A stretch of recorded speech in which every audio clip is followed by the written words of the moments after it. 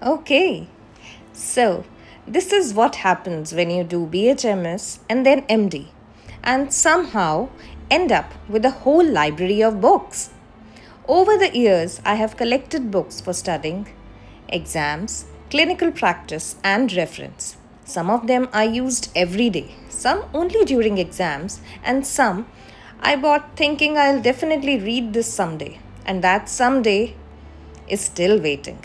So now, as a practicing doctor and someone who teaches online, I thought it's finally time to organize my library properly.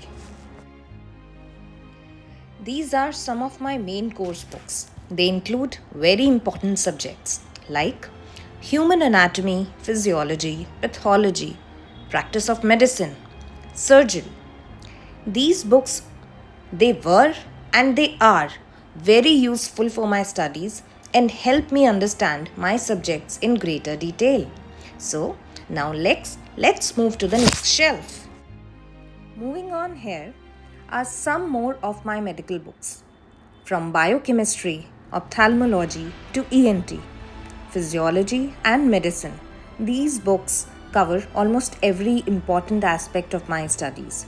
Some are old favorites, while others are books I keep coming back to whenever I need a little extra help. So now let's move forward. And here are my surgery books, my hot favorite.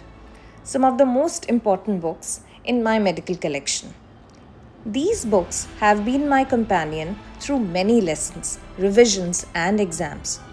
They may look a little old and worn out, but that just shows how much they have been used and valued. So, with these memories, let's move forward. And now we come to another special part of my collection, my homeopathy books.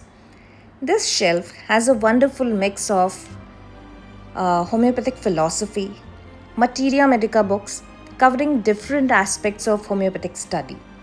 Many of these books have been with me since my BHMS days, and seeing them together brings back a lot of memories. Together, they represent years of reading, learning, and exploring homeopathy. Now, let's move forward. And now, these are the books I continue to refer to in my clinical practice. They help me go back to the fundamentals of case taking, look up remedies, and understand cases in the greater depth. And being a psychology student as well, this section is very important to me. Books that help me study the mind, understand the patients better, and look beyond just the physical symptoms of the patient. And then come these books. They carry a very different part of my journey. I spent many years preparing for competitive exams, studying, trying again, and hoping that the next attempt would be the one. I didn't qualify in the end, but I don't look at these books as a failure. They remind me of the years I worked hard, the dreams I chased, and the person I became along the way. This is a part of my journey too, and I'm proud that I walked it. Isn't it beautiful? Let's walk together. And then, tucked away on another shelf are the books that reflect the other sides of me. Books on food, fitness, yoga, habits, relationships, and simply living better. These are the things I read not because I have to, but because I'm curious.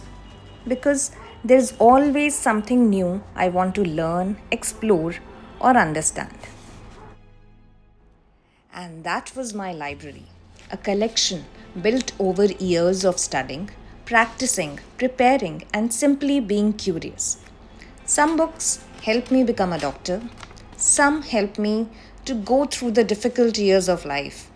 Some are still waiting to be read, but together they tell my story, my journey from BHMS to MD, from student to a practicing doctor, and now towards a new chapter of learning and teaching.